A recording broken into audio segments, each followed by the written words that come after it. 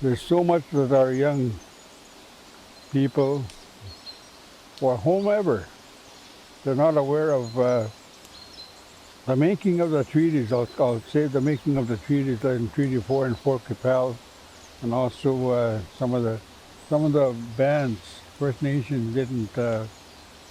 They wanted to meet with the commissioner.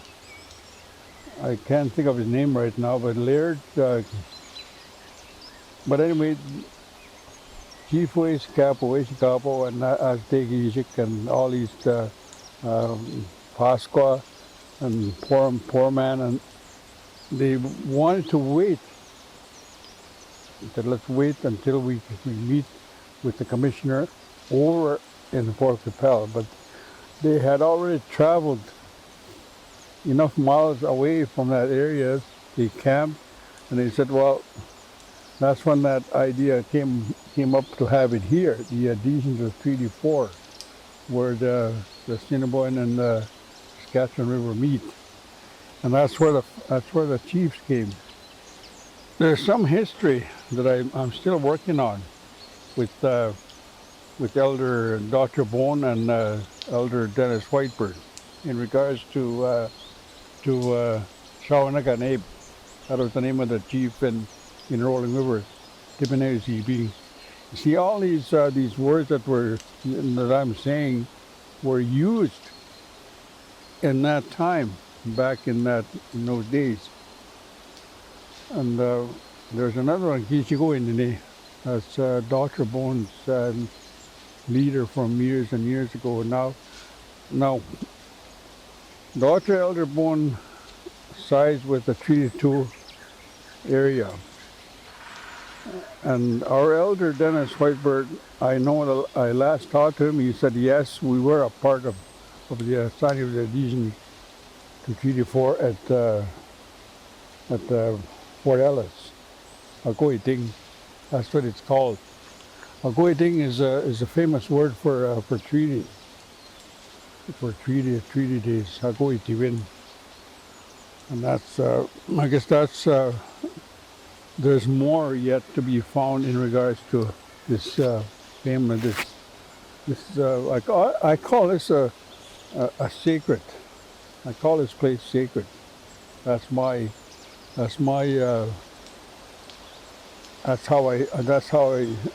I describe this area. It's sacred because there was ceremonies here, and there's also we went on to having. Like Marcel said, the sports days. And I remember we used to come here as a young boy. I used to come here, and and then I think there was a tank here at one time, was there not? An army tank? Yeah, there was a top of an army tank with a gun sticking out. They'd taken the top part right off the tank, and they had it sitting here. Right, yeah. People used to sit in there, take pictures with it, and they cut the back part of it. Yeah. Really? Yeah. See, that's what I mean by the history of this area. There's so much to teach, so much to tell, so much to show in regards to what happened here years and years ago.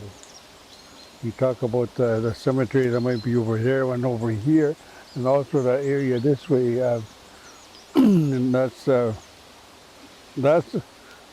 what I need to Marcel for helping me in regards to. I don't have anyone now as that wants to find like the late Walter Mentek.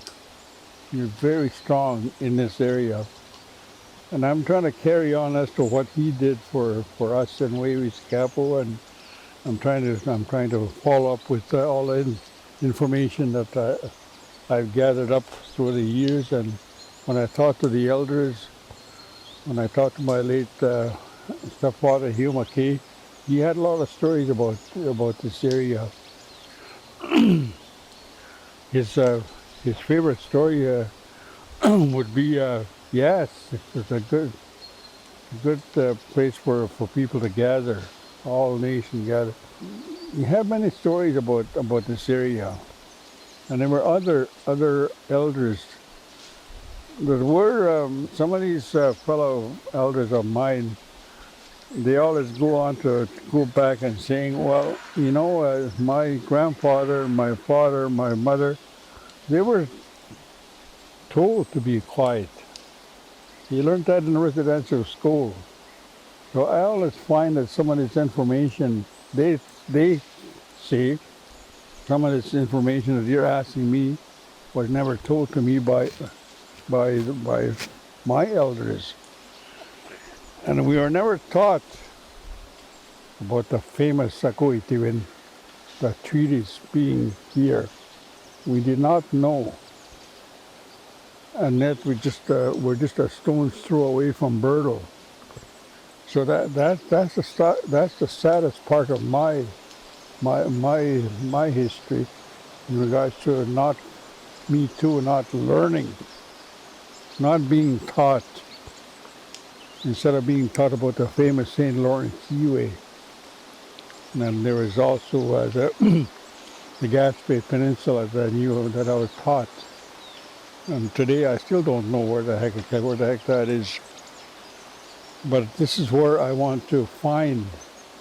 I want to find myself here. I want to find my children, Tina, and my boys, and my baby Jennifer, my grandchildren, my great-grandchildren.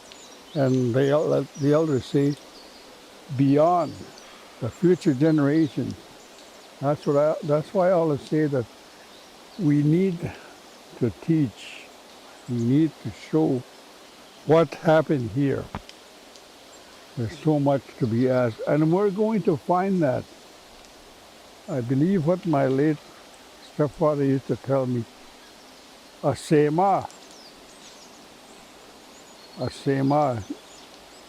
whatever it is you're looking for, you will find it, because the tobacco will guide you. Your pipe will guide you. I have a pipe at home, and this tobacco and the pipe, that's our law. That's our law with the Creator. With the Creator, not really with what Eden Affairs says to us. And that's what the elders, my elders that I've always talked about, always said, Hina wind, us. Hina wind. We are a family. We belong to the Creator. We want help.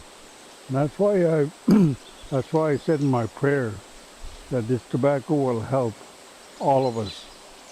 Find a way. We're going to find a way someday as to making this what it was meant to be.